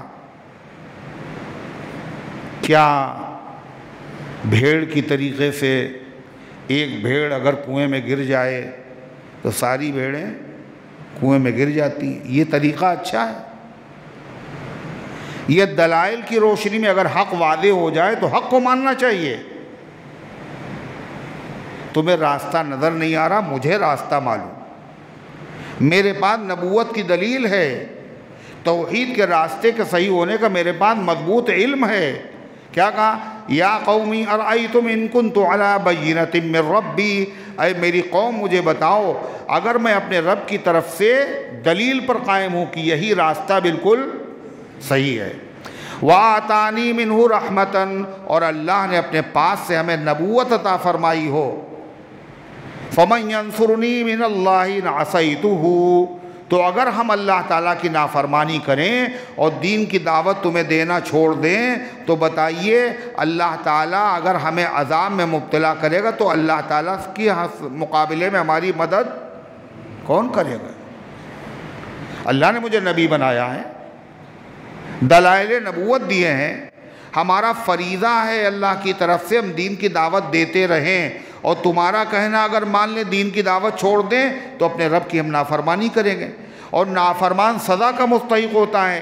تو فرمانے لگے فَمَن يَنصُرُنِي مِنَ اللَّهِ إِنْ عَصَيْتُهُ، میری کون مدد کرے گا اللہ کے مقابلے میں اگر میں اس کی نافرمانی کروں؟ فَمَا تَزِيدُونَنِي غَيْرَ تَقْصِيرٍ، اور تم میرا سراسر نقصان چاہتے ہو، تم چاہتے ہو اللہ کی نافرمانی کریں یعنی دین کی دعوت دینا چھوڑ دیں، تو دین کی دعوت چھوڑنے سے ہمارا فائدہ نہیں، سراسر نقصان ہو۔ مگر ان کی قوم کسی طرح مانی نہیں، جب نہیں مانی تو اس نے کہا اچھا ٹھیک ہے صالح، ہم کلمہ پڑھنے کے لیے تیار ہیں، مگر ایک شرط ہے، جو ہم کہیں وہ معجزہ دکھا دو، ہیں، اور ایسا معجزہ ان سے مانگو جو بہت مشکل ہو، نہ دکھا پائیں گے نہ ایمان لائیں گے، نہ رہے گا سانپ، نہ رہے گا بانس، نہ بجے گی بانسری، سانپ بھی مر جائے اور لاٹھی بھی نہ ٹوٹے۔ صالح ایسا کرو، اونٹنی سے اونٹنی پیدا ہوتی، 10 مہینے کی گابھر اونٹنی، پہاڑ کی چٹان سے اگر تم نکال دو ہم سب کلمہ پڑھ لیں۔ صالح علیہ السلام نے کہا قائم رہو گے؟ کہلے ہاں۔ اب دعا کی، وہ سخت خارا چٹان سے اونٹنی برآمد ہوئی، بڑے ڈیل ڈول والی، اس کو دیکھ کر 4000 لوگوں نے کلمہ پڑھا، باقی پھر قائم رہے اسی بات کے اوپر۔ صالح علیہ السلام نے کہا اب ٹھیک ہے نہیں کلمہ پڑھ رہے ہو تو اس اونٹنی کو برے ارادے سے چھونا نہیں، اگر اس کے ساتھ کوئی بری حرکت کی تو اللہ کا عذاب اسی پہ ٹکا ہوا ہے۔ مگر وہ ظالم نہیں مانے، اور انہوں نے ایک عورت کے بہکاوے میں آ کر اس اونٹنی کو شہید کر دیا۔ صالح علیہ السلام نے کہا 3 دن کی مہلت ہے، بس 3 دن کے مہمانوں، انہوں نے کہا مر تو جائیں گے ہی ہم لوگ، اس سے اچھا ہے پہلے صالح ہی کو ختم کر دو۔ اس برے ارادے سے صالح علیہ السلام کی مسجد کی طرف چلے، ایک چٹان اوپر سے گری اور سب کے سب ختم ہو گئے۔ باقی لوگوں نے کہا صالح نے ہمارے آدمیوں کو مروا دیا، انہوں نے آ کے گھیر لیا، اللہ کا عذاب آیا، اس کا ذکر ہے۔ یہ واقعہ سورہ اعراف میں بھی آ چکا ہے، اس لیے اشارہ قرآن اس میں کر رہا ہے۔ کیا کہا قرآن کریم نے؟ یا قوم ھذی ناقۃ اللہ لکم آیۃ، اے میری قوم یہ اللہ کی اونٹنی ہے، اللہ کی خاص طریقے سے پیدا کی ہوئی اونٹنی ہے، ورنہ ہر اونٹنی اللہ کی پیدا کی ہوئی، خاص طریقے سے پیدا کی ہوئی، یہ اللہ کی اونٹنی ہے، تمہارے لیے نشانی ہے، یہ معجزہ ہے۔ ایمان نہیں لاتے تو کم سے کم اتنا کرو، اونٹنی کو جینے دو۔ فَذَرُوهَا تَأْكُلْ فِي أَرْضِ اللَّهِ، تو اس کو چھوڑ دو، یہ کھاتی رہے اللہ کی زمین میں۔ وَلَا تَمَسُّوهَا بِسُوءٍ، اور برائی کے ساتھ اس کو ہاتھ نہ لگانا۔ فَيَأْخُذَكُمْ عَذَابٌ قَرِيبٌ، اگر تم نے برائی کے ساتھ تم نے اس کو ہاتھ لگایا تو فوراً تمہارے اوپر اللہ کا عذاب آ جائے گا۔ مگر بد نصیبی کی رات مسلط تھی۔ فَعَقَرُوهَا، ان ظالموں نے اس اونٹنی کو شہید کر دیا۔ سب نے تو نہیں شہید کیا، جو سب سے بد نصیب آدمی تھا قدار ابن صالح، اس نے اس کے چند ساتھیوں نے کیا۔ مگر قرآن کہہ رہا سارے لوگوں نے اونٹنی کو شہید کر دیا۔ کیوں؟ اس لیے کہ سارے لوگوں نے جاننے کے باوجود ان کو منع نہیں کیا۔ وہ بھی چاہتے تھے کہ ہاں یہ اونٹنی ختم کر دی جائے۔ جو آدمی کفر پر راضی ہوتا ہے وہ بھی کافر کہلاتا ہے۔ نہیں سمجھ میں آیا؟ ایک حدیث میں آتا ہے اگر کہیں جرم ہو اور اس مجلس میں کوئی آدمی موجود ہو گیا یہ غلط ہے، تو اس کو لکھا جائے گا کہ یہ اس مجلس میں موجود نہیں تھا۔ اور کسی مجلس میں جرم ہو اور یہ خبر کہاں، جرم یہاں ہو رہا ہے ہندوستان میں، اور خبر پہنچ رہی امریکہ میں، فلاں آدمی نے فلاں آدمی کو مار دیا ناحق۔ امریکہ والے نے کہا بہت اچھا ہوا مار دیا گیا، تو اگرچہ وہ امریکہ میں ہے مگر سمجھا جائے گا وہ بھی اس کے قتل میں شریک ہے۔ نہیں سمجھ میں آئی بات؟ حضرت عثمان غنی رضی اللہ تعالیٰ عنہ کو جن لوگوں نے قتل کیا وہ تو اس زمانے کے لوگ تھے، مگر آج 18 ذی الحجہ کو جو یوم یہ عید غدیر منائی جاتی ہے، یہ عثمان غنی رضی اللہ عنہ کے قتل کی خوشی ہے۔ تو جتنے لوگ آج یہ خوشی منا رہے ہیں یہ سب حضرت عثمان غنی رضی اللہ عنہ کے قاتلوں میں شمار ہوں گے۔ اور جب دجال آئے گا تو دجال کی فوج یہودی ہوں گے، اور ہر وہ آدمی دجال کے فتنے میں مبتلا ہوگا جس نے حضرت عثمان غنی کو قتل کیا ہوگا یا ان کے قتل میں حصہ لیا ہوگا یا ان کے قتل کو اس نے پسند کیا ہوگا۔ کیا کہا حضرت صالح علیہ السلام؟ قرآن کہتا ہے فَعَقَرُوهَا، انہوں نے ان کو ذبح کر دیا۔ جب ذبح کر دیا تو کیا کہا صالح؟ قَالَ تَمَتَّعُوا فِي دَارِكُمْ ثَلَاثَةَ أَيَّامٍ، کہا فائدے اٹھا لو اپنے گھروں میں صرف 3 دن۔ ذَلِكَ وَعْدٌ غَيْرُ مَكْذُوبٍ، یہ اللہ کا وعدہ ہے اور جھوٹا نہیں ہے۔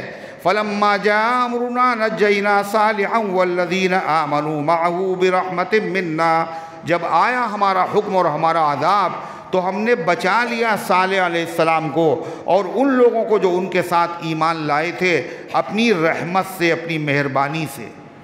اسی زمین پہ تھے، مرنے والے بھی اور بچنے والے بھی، یہ اللہ کی مہربانی ہی تو ہے۔ طوفان آیا اسی میں سب مر گئے، سلامت بھی لوگ رہے۔ وَمِنْ خِزْيِ يَوْمِئِذٍ، اور ہم نے ان کو بچا لیا اس دن کی رسوائی سے۔ إِنَّ رَبَّكَ هُوَ الْقَوِيُّ الْعَزِيزُ، بے شک آپ کا پروردگار بڑا طاقتور ہے اور بہت غالب ہے، جس کو چاہے عذاب دے اور جس کو چاہے عذاب سے بچا لے۔ ایمان والوں کو اس نے بچا لیا اور بے ایمانوں کو اس نے عذاب سے ہلاک کر دیا۔ وَأَخَذَ الَّذِينَ ظَلَمُوا الصَّيْحَةُ، اس قوم سمود کے اوپر کون سا عذاب آیا؟ پکڑ لیا ان ظالموں کو چیخ نے، چیخ۔ جبریل علیہ السلام آئے اور ایک آواز نکالی، اتنی خطرناک آواز تھی، کلیجے پھٹ گئے، اوندھے منہ زمین پر گر پڑے، اٹھنا نصیب نہیں ہوا۔ سورہ اعراف میں ہے زلزلہ آیا، یہاں ہے جبریل کی چیخ سے ہلاک ہوئے۔ مفسرین لکھتے ہیں دونوں باتیں ہیں، اوپر سے جبریل نے آواز لگائی اور نیچے سے زلزلہ آیا۔ وَأَخَذَ الَّذِينَ ظَلَمُوا الصَّيْحَةُ، اور پکڑ لیا ظالموں کو چیخ نے۔ فَأَصْبَحُوا فِي دِيَارِهِمْ جَاثِمِينَ، تو اپنے گھروں میں رہ گئے اوندھے منہ پڑے ہوئے، اور ایسے مٹے ایسے مٹے۔ قرآن کہتا ہے کَأَن لَّمْ يَغْنَوْا فِيهَا، ایسا لگ رہا تھا کہ کبھی یہ دنیا میں تھے ہی نہیں۔ الا ان ثمود کفروا ربهم، کیوں یہ قوم سمود ہلاک کی گئی؟ سن لو، قوم سمود نے اپنے رب کی نافرمانی کی تھی۔ الا بعدا لثمود، اور سن لو اللہ کی رحمت سے دوری ہے قوم سمود کے لیے جو بھی اللہ تعالیٰ کی نافرمانی کرے گا اس کے لیے رسوائی بھی ہے اور رحمت سے دوری بھی ہے۔ وَلَقَدْ جَاءَتْ رُسُلُنَا إِبْرَاهِيمَ بِالْبُشْرَىٰ، اور آئے ابراہیم علیہ السلام کے پاس ہمارے بھیجے ہوئے، یعنی فرشتے، 4 فرشتے نہایت خوبصورت شکل میں ابراہیم علیہ السلام کے پاس آئے خوشخبری لے کے۔ قالوا سلاما، فرشتوں نے کہا سلام، یعنی السلام علیکم کہا۔ قال سلام، کہا سلام، انہوں نے السلام علیکم کہا، ابراہیم علیہ السلام نے وعلیکم السلام کہا۔ انہوں نے کہا سلامہ، ابراہیم نے کہا سلامن، ان کا سلامہ۔ سلمت علیکم سلامہ، زبر کے ساتھ کہا۔ ابراہیم نے کہا السلام علیکم۔ قرآن کیا کہا، جب کوئی سلام کرے تو اس کا جواب اس سے اچھا دو، تو سلامن کے مقابلے میں سلامن زیادہ اچھا جواب ہے۔ سلامن کے معنی ہیں تم سلامت رہو، ایک وقت میں، ماضی ہے، فعل ہے، فعل میں جو زمانہ ہے ماضی گزشتہ زمانہ، اور سلامن کا مطلب یہ تم ہمیشہ سلامت رہو۔ تو انہوں نے سلام کیا، ابراہیم علیہ السلام نے جواب میں جواب دیا۔ فما لبث ان جاء بعجل حنیذ، ابراہیم علیہ السلام نے دیر نہیں لگائی، لے آئے تلا ہوا بچڑا۔ کیوں؟ مہمان ہے یہ، اس سے مہمانی کا ادب پتہ چلا۔ کیا؟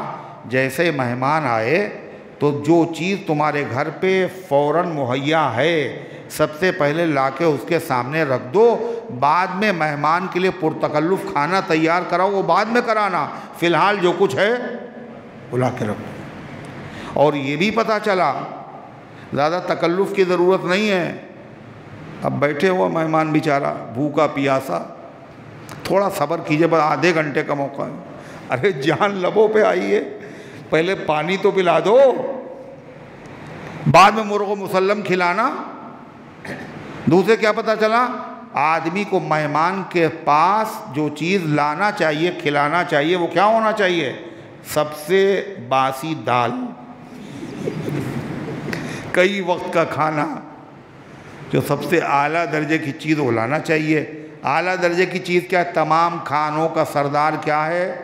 گوشت۔ سید الطعام اللحم، کھانوں کا سردار گوشت ہے۔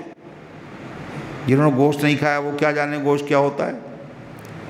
کھانوں کا سردار، تلا ہوا بچڑا، سکھا ہوا، مفسرین لکھتے ہیں گرم پتھر پر سکا ہوا، اور جو سیک کے بنایا جاتا ہے پتھر کے اوپر، یہ آگ سے اس کا مزہ کچھ اور ہوتا ہے، اور جس کو باقاعدہ پکایا جاتا ہے اس کا مزہ کچھ اور ہوتا ہے۔ اس سے یہ بھی پتہ چلا جب مہمان آئے تو اس سے یہ نہیں پوچھنا چاہیے ٹھنڈا چلے گا یہ گرم، میاں لاؤ کھانا لائیں، یہ نہیں، یہ طریقہ صحیح نہیں ہے۔ کیوں؟ آج کل لوگ یہی کہتے ہیں، منہ چھونے کے لیے کہتے ہیں لائیں، وہ بیچارہ کیا کہے گا؟ ارے نہیں کھانے کی ضرورت نہیں، میں ختم قصہ۔ لب پہ یہ ہے چائے منگوا لوں جو ہو تم کو پسند، اور دل میں یہ ہے ہاں نہ کر دے واقعی ہوش مند ہے۔ لب پہ یہ ہے بیٹھیے صاحب بہت دن بعد آئے، اور دل میں یہ کاش یہ کم وقت فوراً بھاگ جائے۔ میچ چل رہا ہے، بتائیے اس وقت آ گئے، یہ کوئی آنے کا ٹائم ہے؟ زبان پہ کچھ ہے اور دل میں کچھ ہے۔ دوسری بات، مہمانی کے آداب میں یہ بھی ہے کہ تھوڑی سی زحمت کرنا پڑے گی۔ ہمارے وہاں جو ہے وہ کھانے کے لیے ایک الگ سے ہم نے کمرہ بنایا ہے، یہاں ہاتھ دو، وہاں چلو، وہاں بیٹھ کے کھانا کھاؤ۔ فجاء بعجل حنیذ، جہاں مہمان ہے وہیں لا کے دسترخوان بچھا دیا۔ فلما رأى أيديهم لا تصل إليهم نكرهم، جب دیکھا ابراہیم علیہ السلام نے ان کے ہاتھ کھانے کی طرف نہیں بڑھ رہے ہیں، اس کا مطلب یہ ہوا کہ کھانا لا کے رکھے اور نظر بھی رکھے مہمان کھا رہے نہیں کھا رہے ہیں۔ اگر نہ کھا رہے ہو تو کیا کرے؟ ان سے ہلکی پھلکی درخواست کر دے، بھئی میری خاطر ہی تھوڑا سا کھا لیجئے۔ یہ نہیں کہ باقاعدہ ان کے لقمے گنے، کون کتنا کھا رہا ہے، کتنی ہڈیاں کس کی پلیٹ کے سامنے زیادہ ہیں، یہ نہیں۔ ہشام بن عبد الملک نے کہ دسترخوان پہ ایک بدو آیا عرب کا، اور ان کا چھوٹا لقمہ کھاؤ، بڑے بڑے لقمے ایک دم سے کھا رہا ہو، دیہاتی آدمی، اس نے وہ بھی لقمہ رکھ دیا، کہنا تمہارے وہاں کھانا نہیں کھائیں گے ہم، تم لقمے گنتے ہو، تو لقمہ بھی نہ گنے، مگر بالکل غافل میں پتہ چلا سالن ختم ہو گیا، مگر آپ بیٹھے باتیں کر رہے، روٹی ختم ہو گئی، وہ آپ مست ہیں، موبائل دیکھ رہے ہیں اپنا، آج کل تو یہی ہے۔ تو کیا کہا اللہ تعالیٰ نے؟ وَأَوْجَسَ مِنْهُمْ خِیفَةً، حضرت ابراہیم علیہ السلام نے جب دیکھا وہ کھانا نہیں کھا رہے تو اپنے دل میں خوف محسوس کیا۔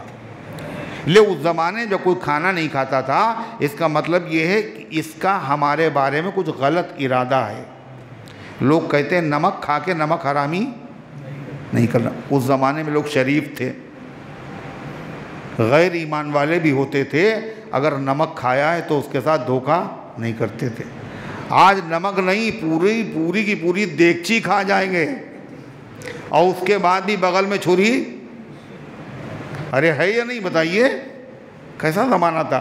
وہ اچھے دن تھے یا یہ اچھے دن ہیں؟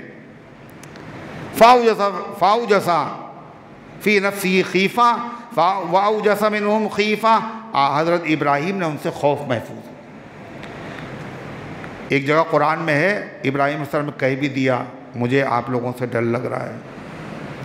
قَالُوا لَا تَخَفْ، انہوں کا ڈریے نہیں، ہم انسان نہیں ہیں، اِنَّا رُسُلْنَا اُرْسِلْنَا إِلَىٰ قَوْمِ لُوط، ہم بھیجے گئے ہیں قوم لوط کو برباد و تباہ کرنے کے لیے، ہم فرشتے ہیں۔ ابراہیم علیہ السلام جیسا پیغمبر بھی، فرشتے جب انسانی شکل میں آئے تو ان کو پہچان نہیں سکے۔ حضور پاک صلی اللہ علیہ وسلم سب سے بڑے عالم ہیں۔ جبریل علیہ السلام ایک مرتبہ ایک دیہاتی ایک سوالی کی شکل میں آئے اور پورے سوال و جواب اس شخص نے کر ڈالے، صحابہ بھی حیرت میں، حضور بھی حیرت میں، اللہ کے نبی نے نہیں پہچانا، جب وہ چلے گئے تب پہچانا، کہا ذاک جبریل اتدری یا عمر من السائل، عمر پتہ ہے یہ پوچھنے والا کون تھا؟ اللہ و رسولہ عالم، فرماتے ہیں آپ نے فرمایا ذاک جبریل، یہ جبریل تھے تمہیں دین کے مسئلے سوالات کر کے سکھانے آئے تھے۔ تو غرضے کی حضرت لوط علیہ السلام کے پاس ہم آئیں، وَامْرَأَتُهُ قَائِمَةٌ فَضَحِكَتْ فَبَشَّرْنَاهَا بِإِسْحَاقَ، ابراہیم تو کھانا کھلا رہے تھے مہمانوں کو، اور ابراہیم علیہ السلام کی بیوی کون تھی والی؟ دو بیویاں، ایک حضرت حاجرہ اور ایک حضرت سارہ۔ حضرت حاجرہ اسماعیل علیہ السلام کی والدہ ہیں، اسماعیل علیہ السلام پیدا ہو چکے تھے، حضرت سارہ کے وہاں اولاد نہیں ہو رہی تھی، ان کو خواہش تھی اولاد کی، تو یہ فرشتے وہاں قوم کو تباہ کرنے کے لیے آئے اور یہاں ایک بیٹے کی خوشخبری سنانے کے لیے آئے تھے۔ تو وہ ان کی بیوی کھڑی ہوئی تھی، وہ کھانا کھلا رہے تھے، بیوی کھڑی ہوئی تھی، جو ضرورت ہو لا کے پیش کریں۔ فضحکت، تو وہ ہنس پڑی، خوش ہو گئی۔ کاہے سے خوش ہو گئی؟ کہ ابراہیم ڈرے کہیں یہ دشمن نہ ہو، مگر انہوں نے بتا دیا ہم دشمن نہیں ہیں، ہم فرشتے ہیں، ہم قوم لوط کو برباد کرنے آئے ہیں۔ جب یہ خوف ختم ہو گیا تو ان کی بیوی خوش ہو گئی۔ جب وہ خوش ہو گئی تو فرشتے نے ایک اور خوشخبری ان کو سنائی، کیا؟ فَبَشَّرْنَاهَا بِإِسْحَاقَ وَمِن وَرَاءِ إِسْحَاقَ یعقوب، تو ہم نے ان کو خوشخبری سنائی اسحاق علیہ السلام کی اور ان کے پیچھے یعقوب علیہ السلام کی۔ کیا خوشخبری سنائی؟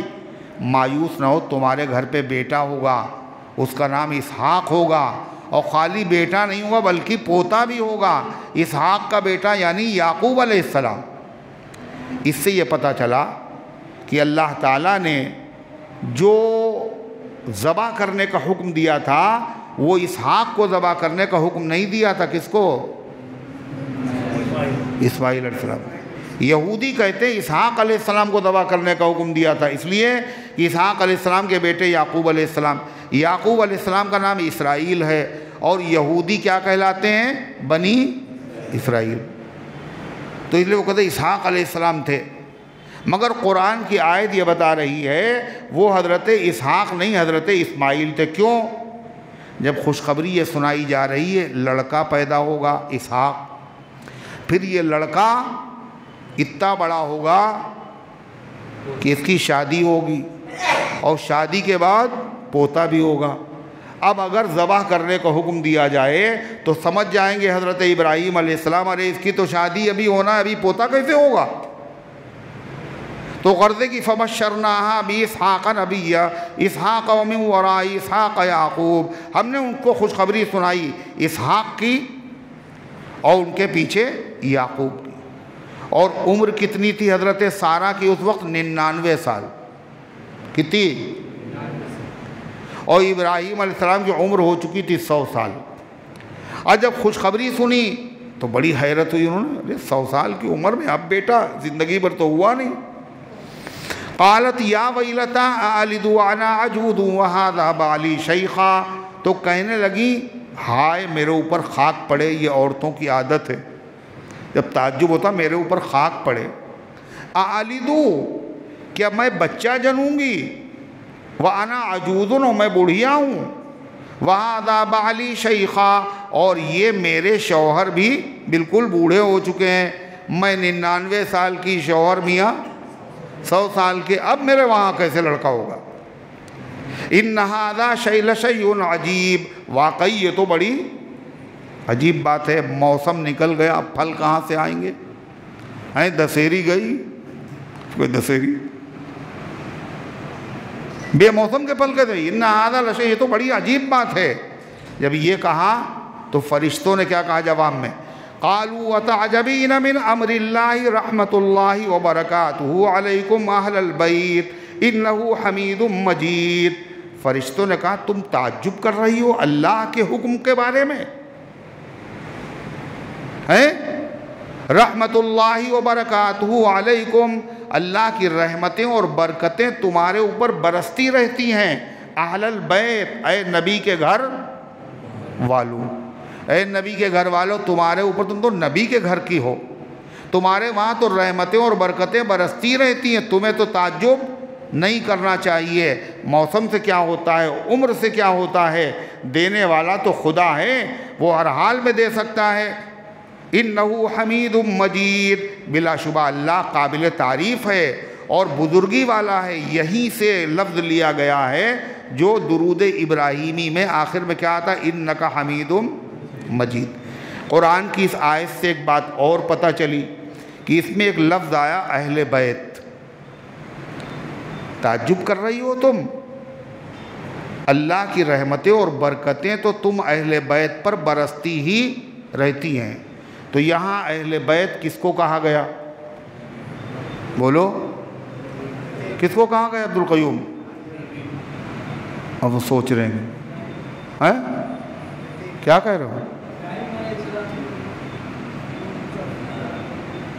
ارے فرشتے نے خوشخبری کس کو سنائی؟ حضرت سارہ کو۔ سارہ کون ہے؟ ابراہیم علیہ السلام کی بیوی۔ ان کو تعجب ہوا۔ کیا تعجب ہوا؟ آلد وانا عجوز، کہ میرے وہاں بچہ پیدا ہوگا حالانکہ میں بوڑھیا ہوں۔ وہذا بالی شیخا، اور یہ میرا شوہر جو بہت بوڑھا ہو چکا ہے، 99 سال ان کی عمر اور ابراہیم علیہ السلام کی عمر 100 سال۔ تو تعجب کس کو ہوا؟ بولو، حضرت سارہ کو۔ فرشتے نے انہی کو مخاطب کیا، کیا اتعجبین من امر اللہ، کہ تم تعجب کر رہی ہو اللہ کی قدرت میں، اللہ کے حکم میں، اللہ کے کام میں؟ رحمت اللہ وبرکاتہ علیکم اہل البیت، اللہ کی رحمتیں اور برکتیں تمہارے اوپر برستی رہتی ہیں گھر والوں۔ تو یہاں اہل بیت کس کو کہا گیا؟ ارے بولتے کیوں نہیں ہو؟ پھر وہ کہا گھر والوں کو، گھر والوں کو یا گھر والی کو؟ پھر کیوں کہہ رہو گھر والوں کو؟ حضرت سارہ سے کہا ہے فرشتے نے، اہل بیت انہیں کہا ہے۔ معلوم یہ ہوا کہ اہل بیت حقیقت میں گھر والی کو کہا جاتا ہے۔ اہل بیت مانے گھر والی، نبی کی گھر والی کون ہیں؟ حضور پاک صلی اللہ علیہ وسلم کی بیویاں۔ حضور پاک صلی اللہ علیہ وسلم کے وہاں بھی اہل بیت کا لفظ آیا، تو وہاں جب اہل بیت آیا تو لوگ کیا کہتے ہیں؟ اس اہل بیت سے مراد کون ہے؟ پنجتن پاک، علی، محمد، فاطمہ، حسن، حسین، اہل بیت یہ ہے۔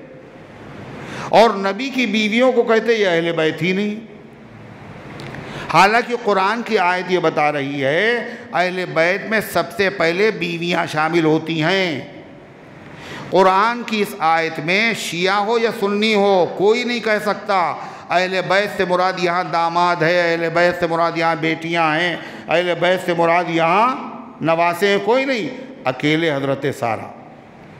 اسی طریقے سے موسیٰ علیہ السلام کا واقعہ آئے گا سورہ قصص میں، جب موسیٰ علیہ السلام نے دودھ نہیں پیا اور بڑی پریشانی ہوئی تو موسیٰ علیہ السلام کی بہن کو بھیجا تھا موسیٰ علیہ السلام کی والدہ نے، دیکھو بھائی جا کے، تو انہوں نے کہا هل ادلکم علی اہل بیت یکفلونہ، کیا ہم تمہیں ایسے اہل بیت کو بتائیں جو اس بچے کو پال سکتے ہیں، ان کا دودھ یہ پی لے گا؟ تو وہاں اہل بیت سے مراد کون تھا؟ موسیٰ علیہ السلام کی ماں، عمران کی بیوی۔ تو یہ ہو نہیں سکتا کہ بیوی کو کہا جاتا ہے اہل بیت۔ اردو میں کیا بولتے ہیں؟ آپ کی گھر والی ٹھیک ہیں، اس کا مطلب کیا ہوتا ہے؟ آپ کے نواسے، آپ کی بیٹیاں ٹھیک ہیں، یہ مطلب ہوتا ہے گھر والی۔ اہل خانہ فارسی میں کہتے ہیں، عربی میں اہل بیت کہتے ہیں، تو اصل اہل بیت نبی کریم علیہ السلام کی بیویاں ہیں۔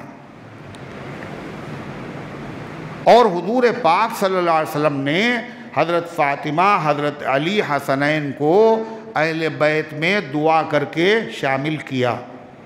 ایک چادر اڑائی آپ نے اور کیا کہا؟ اللہم ہؤلاء اہل بیتی۔ دعا کب کی جاتی ہے؟ جو چیز مل چکی ہو اس کو مانگا جاتا ہے، یہ جو چیز نہیں ملی اس کو مانگا جاتا ہے؟ جو چیز مل چکی ہے، اس کا مطلب یہ اہل بیت میں شامل نہیں ہے۔ اے اللہ ان کو بھی اہل بیت میں شامل فرما دیجئے۔ تو نبی کی دعا کے ذریعے سے یہ شامل ہیں، یعنی یہ بھی اہل بیت ہیں۔ اصل اہل بیت تو نبی کی بیویاں ہیں۔ اسی لیے روایت میں آتا ہے جب آپ نے چادر اڑائی تو حضرت ام سلمہ حضور صلی اللہ علیہ وسلم کے زوجہ مطہرہ ہیں، وہ بھی تھی وہاں موجود، انہی کے گھر کا واقعہ ہے، تو ان کا حضور ہم بھی آ جائیں چادر میں؟ فرما مکانک انکی علی خیر، ارے تم اپنی جگہ پہ رہو، تم تو پہلے ہی سے اہل بیت میں شامل ہو، تمہیں چادر میں آنے کی ضرورت، دعا کر کے شامل کرنے کی ضرورت نہیں ہے۔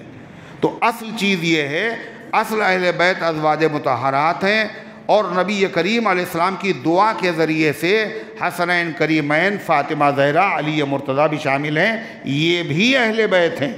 مگر لوگ کیا کہتے ہیں؟ یہی اہل بیت ہیں، یعنی بیویاں اہل بیت نہیں ہیں۔ تو یہ ظلم ہے، اور اس لیے آ رہا ہے محرم، اور اس میں رات دن یہی سنیں گا اہل بیت، اہل بیت، اہل بیت۔ تو اہل بیت سے مراد کون ہے؟ حضور صلی اللہ علیہ وسلم کی بیویاں بھی اس میں شامل ہیں۔ اس لیے اس کو سمجھنے کی ضرورت ہے تاکہ غلط فہمی کا شکار نہ ہو۔ اعجاز صاحب کا آپریشن ہونے والا ہے، اللہ تعالیٰ آپریشن کو آسان فرمائے اور کامیاب فرمائے۔